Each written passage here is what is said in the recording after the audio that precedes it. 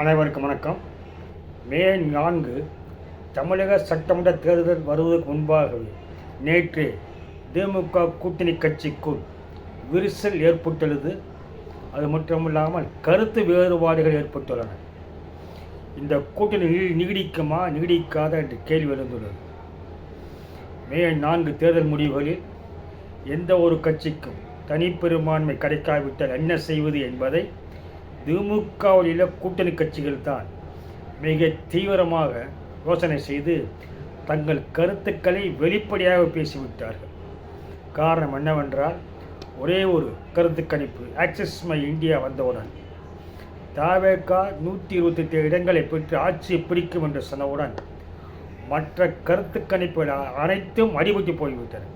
அது மட்டுமே பேசுபொருளாக இருந்த நிலையில் நேற்று முன்னாள் ஐபிஎஸ் அதிகாரி ரவி அவர்கள் வெளியிட்ட ஒரு கருத்து கணிப்பானது மிகப்பெரிய அதிர்வலையை ஏற்படுத்திவிட்டது. விஜய்க்கு 41 இடங்களும் 41% ஆதரவும் 121 இடங்களும் பெற்று ஆட்சி அமைப்பார் என்று சொன்னது மேலும் அண்ணா அறிவாலயத்திற்குள் ஒரு பீதியை கிளப்பிவிட்டுள்ளது.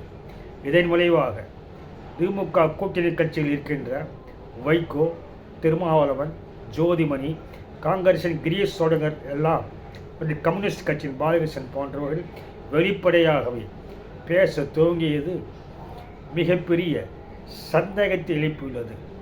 ஒருவேளை தொங்கு சட்டமன்றம் வந்தால் இவர்கள் அனைவரும் தவேக பக்கம் போய்விடுவார்களோ என்ற அளவுக்கு தவேக தலைவர் விஜயை பாராட்டியே பேசியுள்ளார்கள். அது மட்டுமல்லாமல் திமுகவின் குறை சொல்லி விமர்சனம் செய்துள்ளார்கள். இரண்டு முனைகளில் இதை பார்த்தால் இவர்கள் திமுக கூட்டணி நீடிப்பார்களா? தொங்கு சட்டமன்றம் வந்தாலோ தவேக விஜய் கணிசமான இடங்கள் வந்தாலோ இவர்கள் நேரடியாக தவேக கூட்டணிக்கு சென்று விடுவார்கள் என்று விவாதமான தற்பொழுது எழுந்துள்ளது. குறிப்பாக 60 ஆண்டுகளுக்கு மேலாக அரசியலில் இருக்கின்ற வைகோ அவர்கள் பல அனுபவங்களை பெற்றவர். அவர் தவேக தலைவர் விஜயை நேரடியாகவே பாராட்டிவிட்டார். அதாவது தவேக மிகப்பெரிய ஆச்சரியங்களை ஏற்படுத்தும், தமிழ்நாட்டில் ஒரு முக்கிய சக்தியாக தவேக உருவெடுத்துள்ளது.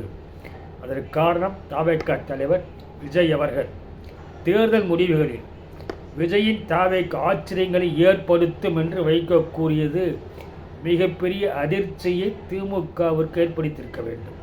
அது மட்டுமல்லாமல் தவேகவுக்கு யார் ஆதரவாக இருக்கிறார்கள் என்றால், இது குறித்து வைகோ அவர்கள் பேசுகையில் தவேகவுக்கு மாணவர்கள், முதல் தலைமுறை வாக்காளர்கள் மற்றும் இளைஞர்கள் ஆதரவு அதிகம் உள்ளது என்று வெளிப்படையாகவே சொல்லிவிட்டார். ஏனென்றால் அவர் அரசியல் அனுபவத்தில் வாக்குச்சாவடியை பார்த்தாலே சொல்லிவிடுவார். எப்படிப்பட்ட வாக்காளர் வந்திருக்கிறார்கள், யாருக்கு ஆதரவாக வாக்குகள் விழும் என்பதை அவர் யூகித்துதான் பேசியுள்ளார். இது மிகப்பெரிய சலசலப்பை திமுக வட்டாரத்தில் ஏற்படுத்தியுள்ளது. இதைத் தவிர காங்கிரஸ் கட்சி எம்பியான ஜோதிமணி அவர்கள் துவக்கத்திலிருந்து காங்கிரஸ் தவேகவுடன் கூட்டணி சேர வேண்டும் என்ற கருத்தில் இருந்தவர். அவர் சொல்லுகின்ற பொழுது இந்த தேர்தலில் மாணவர்கள், இளைஞர்கள், பெண்களின் தாக்கமானது மிக பெரிய அளவில் இருக்கும். களத்தில் பார்த்த பொழுது ஒரு விஷயத்தை மட்டும் தெளிவாக உணர முடிகிறது. 2026 தமிழ்நாடு சட்டமன்ற தேர்தலில் மாணவர்கள், இளைஞர்கள், பெண்கள் இவர்களின் தாக்கம் தேர்தல் முடிவை தீர்மானிப்பதில் மிக முக்கிய காரணியாக இருக்கிறது என்று அவர் தெளிவாக கூறியுள்ளார். இதுவும் ஒரு அதிர்ச்சியை அவர்களுக்கு ஏற்படுத்தியிருக்கும்.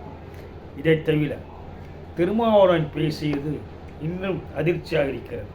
அதாவது பேசுகின்ற பொழுது திமுக கூட்டணியுடன் வெற்றி பெறும் என்று சொன்னவர் அதோடு நிறுத்தி இருக்கலாம். ஆனால் அவர் ஒரு முரண்பட்ட கருத்தை சொல்லியுள்ளார்.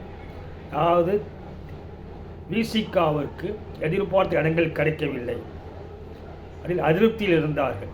அதை வைத்து திருமாவளவன் பேசுகையில் ஒரு சில தொகுதிகளில் விசிகாவினர் தேர்தல் பணியாற்றவில்லை, விசிகாவினருக்கும் தேர்தல் பணியாற்றும் ஒத்துழைப்பும் கிடைக்கவில்லை என்று திருமாவளவன் பேசியுள்ளது மேலும் அதிர்ச்சி ஏற்படுத்தியுள்ளது. இந்த நிலையில்தான் திமுக கூட்டணி உடைகிறதா விரிசல் ஏற்பட்டுள்ளதா என்ற சந்தேகம் எழுந்துள்ளது. பிரேமலதா அவர்கள் பேசுகையில் ஆட்சி அதிகாரத்தில் பங்கு குறித்து மே 4ஆம் தேதிக்கு பிறகு முடிவு செய்வோம் என்று கூறியது யாருக்கும் பெரும்பான்மை கிடைக்காது என்ற ஒரு நம்பிக்கை அவர்களிடம் உள்ளது. இதை தவிர கிரீஷ் சோடங்கர் காங்கிரஸ் கட்சியின் அகில இந்திய செயலாளர் தமிழகத்தின் பார்வையாளர் தெளிவாக பேசுகிறார். இந்த முறை ஆட்சி அதிகாரத்தில் பங்கை நாங்கள் கேட்போம் என்றால் ஆட்சி அதிகாரத்தில் பங்கு வேண்டும், இல்லை என்றால் எதிர்க்கட்சியாகவே நாங்கள் அமர்ந்து விடுகிறோம் என்று அவர் ஒரு பீதியை கிளப்பியுள்ளார். ராகுல் காந்தியும் தாவேகாவுக்கு தெளிவான ஆதரவு நிலையில் இருப்பதால் தான் தமிழகத்தில் பிரச்சாரம் செய்யும் பொழுது முதல்வர் ஸ்டாலினுடன் ஒரே மேடையில் தோன்றவில்லை என்பதையும் இந்த இடத்தில் கவனிக்கத்தக்கது. அதே போலதான் சிபிஎம்ஐ பொறுத்தவரையும் தெளிவாக பேசுகிறார்கள். எங்களுக்கு உரிய மரியாதை தரவில்லை, 2 கம்யூனிஸ்ட் கட்சிகளுக்கும் உரிய அங்கீகாரத்தை திமுக தரவில்லை, நாங்கள் கேட்ட இடங்களையும் எங்களுக்கு தரவில்லை என்று அதிருப்தியை அவரும் வெளிப்படுத்த மிகப்பெரிய சலசலப்பு திமுக கூட்டணியில் மட்டுமே ஏற்பட்டுள்ளதே தவிர அதிமுக கூட்டணியில் ஏற்படவில்லை. அப்படி என்றால் திமுக ஆட்சியில் நீடிக்க முடியாது, ஆட்சி இழக்கும் என்ற சந்தேகமானது கூட்டணி கட்சிகளுக்கே வந்துள்ளன. எனவே தேர்தல் முடிவுகளுக்கு பிறகு திமுக கூட்டணி கட்சிகள் தாவேகா பக்கம் சாயலாம் என்ற பேச்சானது இப்பொழுது எழுந்துள்ளது. அறிவாலயத்தில் ஒரு பீதியை கிளப்பியுள்ளது. உச்சக்கட்ட பீதியில் திமுக தான் இருந்து வருகிறது என்பது இவர்கள் கருத்துகளிலிருந்து பல்வேறு விவாதங்களான தற்பொழுது நடந்து வருகிறது.